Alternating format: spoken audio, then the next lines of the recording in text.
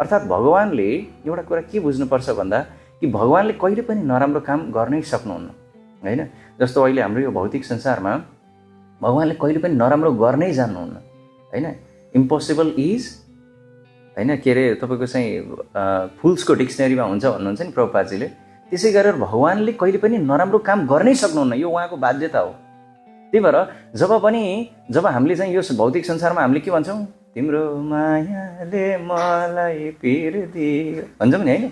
तर भगवानको मायाले पनि प्रेम दिन्छ, भगवानको हिर्काइले पनि पिटाइले पनि के हुन्छ त भन्दाखेरि उसले चाहिँ मुक्ति पाउँछ। तपाईँको हिर्काइले मलाई मुक्ति दियो भनेर चाहिँ पुतनाले भने जस्तो होइन। सो भनेको मतलब के हुन्छ भन्दाखेरि हामीले यो कुरा किन बुझ्नुपर्छ भन्दा कि भगवान एकदमै दयालु हुनुहुन्छ।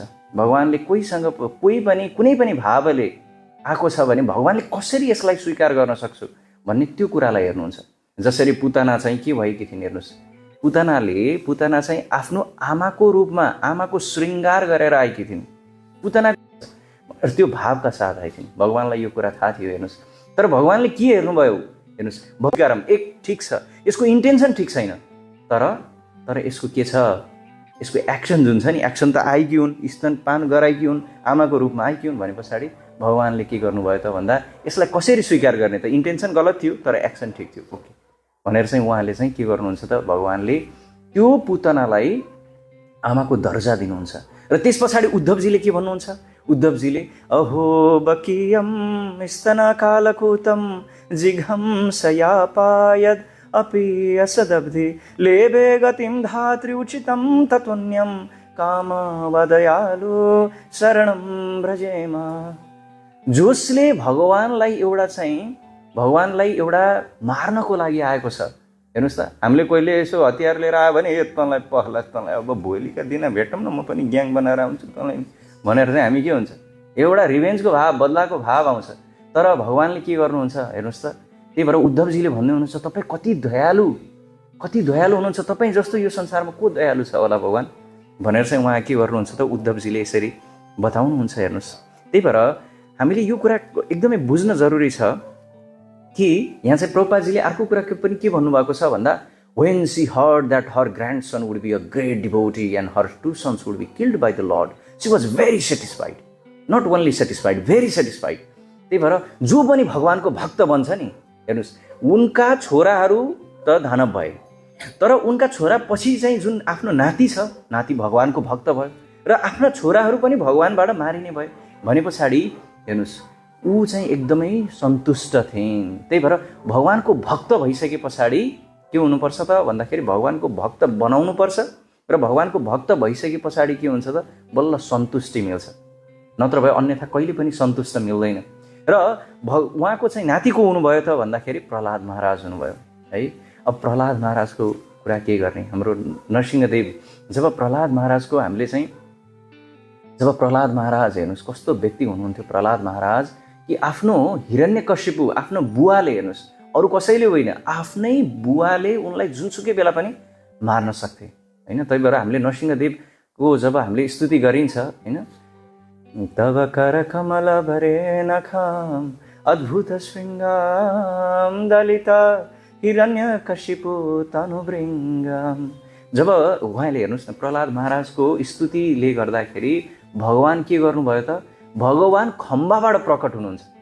खम्बाबाट हेर्नुहोस्, दिदीको ग्रान्डसन नातिले भगवानलाई बोलाउने शक्ति सामर्थ्य छ उहाँलाई। अनि यस्तो तरिकाले गर्नुभयो कि भगवान के गर्नुभयो त, नरसिंहको रूपमा आउनुभयो, नर प्लस सिंह त्यस्तो अनुहारमा आउनुभयो। हेर्नुहोस् त, भगवानको भक्तहरूले जब भगवानलाई पुकार्छन् भने भगवान आउनुहुन्छ भनेपछि प्रहलाद महाराजको पुकारले भगवान साक्षात् प्रकट हुनुभयो भने कस्तो महान व्यक्तित्व हुनुहुन्थ्यो, कति शुद्ध भक्त हुनुहुन्थ्यो प्रहलाद महाराज भने पछाडि हामी गर्व गर्नुपर्छ कि हाम्रो छोरामा कोही, जसरी दिदी सन्तुष्ट हुनुभयो कि मेरो नाति भगवानको भक्त हुनु, ढुक्क छु म एकदमै, छाती फुलाएर उहाँ एकदम के हुनुभयो, सेटिस्फाइड हुनुभयो कि मेरो नाति चाहिँ मेरो के हुन्छ, भगवानको भक्त हुन्छ।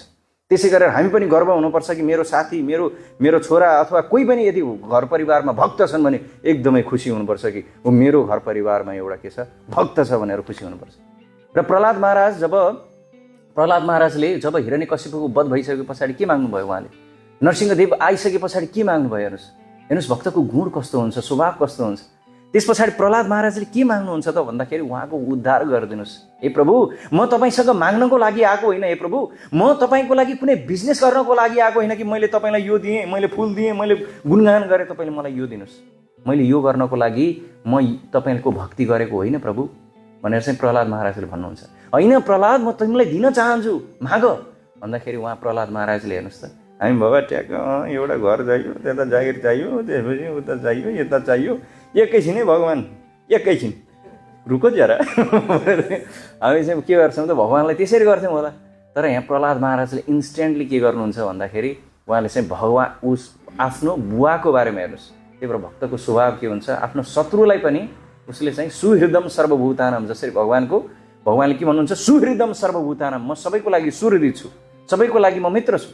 तर यो मित्र भनेर एउटा यतातिर भगवान्ले सबैको लागि समान छु भन्नुहुन्छ, एकातिर फेरि होइन ट्याग भक्तको लागि त म ज्यानै दिन्छु भन्नुभएको छ। फेरि यसरी त कसरी बायसनेस भयो जस्तो लाग्छ होइन। तर वास्तवमा यो कुरा के हो भन्दा, जसरी एउटा आमाले चाहिँ के गर्छिन् त, एउटा सानो बच्चो छ, रोगी बच्चो छ भने उसले के गर्छिन् भन्दाखेरि तितो औषधि खुवाउनुहुन्छ। ए लाख मलाई यो फेरि भनेर खुवाउनुहुन्छ।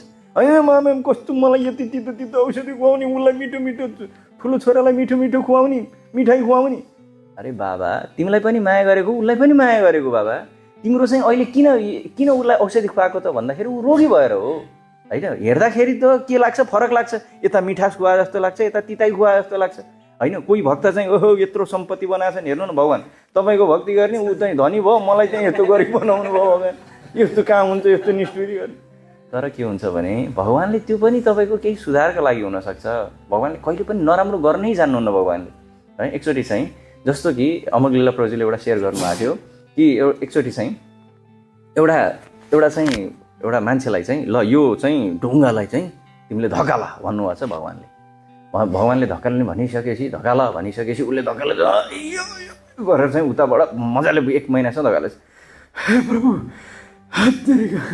सकिन भगवान्, यो त 1 इन्ची पनि चलेको छैन, यो 1 इन्ची पनि अगाडि बढाएको छैन भगवान् भनेर भनिसके पछाडि भगवान्ले भन्नुहुन्छ, ए त्यो 1 इन्ची त बढाएको छैन, तर तिमीले एकचोटि खोल त, सर्ट खोल त, टी सर्ट खोल त भनेर टी सर्ट हेरेको यता बाइसेप्स यता ट्राइसेप्स निस्किरहेको रहेछ।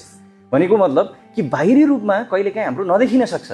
भगवान्ले कहिलेकाहीँ हामीलाई दुःख दिनुहुन्छ केही सिकाउनको लागि। त्यसले गर्दा तपाईँको लागि के हुन्छ त, त्यसले टलरेन्स सिकाएको हुन्छ, ह्युमिलिटी सिकाएको हुन्छ होइन, तपाईँलाई अर्कै मान्छे बनाइदिएको हुन्छ भित्रभित्रबाट। तर बाहिर परिवर्तन हामीले नदेखिन सक्छ। त्यही भएर भगवान्को भक्त भइसके पछाडि यहाँ चाहिँ के हुन्छ, जब प्रहलाद महाराजले भगवान् उहाँको उद्धार गरिदिनुहोस्, हिरण्यकशिपुको उद्धार गरिदिनुहोस् भन्नुहुन्छ, त्यस प्रहलाद एउटा तिमीले के बुझ भन्दा, तर 3वटा फ्यामिलीको भने पछाडि 3 × 7 21 जनालाई चाहिँ यसले चाहिँ एफेक्ट गरेको हुन्छ। 7 पुस्ता हुन्छ भन्नुभएको छ, 7 पुस्ता नै तिम्रो के हुन्छ त उद्धार हुन्छ भन्नुभएको छ। अब त्यो उद्धार हुन्छ भनिसके पछाडि हेर्नुहोस् है, यहाँ एउटा एकदमै मिठो कुरा के छ भने नि, हिरण्यकशिपु प्रहलादको बुवाको हिरण्यकशिपु 1 पुस्ता, हिरण्यकशिपुको बुवाको कश्यप मुनि 2 पुस्ता, कश्यप मुनि पछि मारीची 3 पुस्ता, त्यस पछाडि ब्रह्माजी आउनुभयो, मारीचीको बुवा 5 पुस्ता, अनि ब्रह्माजीको पिताको नारायण भने पछाडि हे प्रहलाद तिम्रो भक्तिले त मेरै उद्धार हुन्छ भनेर चाहिँ के भन्नुभएको छ भन्दाखेरि भगवान्ले भन्नुभएको छ। ल हेर्नुहोस्, भक्तलाई भगवान्ले यसरी गुणगान गर्नुभएको छ कि तिम्रो कारणले त मेरै उद्धार हुन्छ प्रहलाद भन्नुभएको छ इन्डाइरेक्टली। ल हेर्नुहोस् त, भने पछाडि भगवान्को कस्तो, कोही पनि यदि भक्तिमा आएको छ, तपाईँको सदस्यमा, तपाईँको परिवारको सदस्य कोही भक्त बनेको छ भने यो गर्वको कुरा हो। त्यही भएर अब हाम्रो परिवारमा त कोही एक भक्त हुनु होला, फेरि ट्याका ठिकै छ प्रहलाद भए, अरू परिवार त कोही थिएनन्, प्रहलाद भयो ठिकै छ, हाम्रो घर पनि यही छ के अरे, ल भयो अब हाम्रो दरी छ, यस्तो भने होइन। यसको अर्थ के हो भन्दाखेरि यसको महत्त्व त्यति छ भनेर महत्त्व बुझाउनु खोजे हो नि होइन। सो कहिलेकाहीँ चाहिँ हामीले बुझ्दाखेरि जस्तो मुख धोएर आउनुहोस् भन्यो भने हामीले यति मात्र धुन्छौँ र होइन, मुख धोएर आएपछि त सबै धुन्छौँ यो होइन, अनुहारै धुन्छौँ। त्यही भएर कहिलेकाहीँ चाहिँ अर्थ लाग्दाखेरि चाहिँ हामीले अलिकति त्यति मात्र बुझ्यो नि, यसको सार भनेको फरक छ भनेको मतलब तिम्रो धेरैको उद्धार हुन्छ भन्ने कुरा चाहिँ बुझ्नु पर्यो।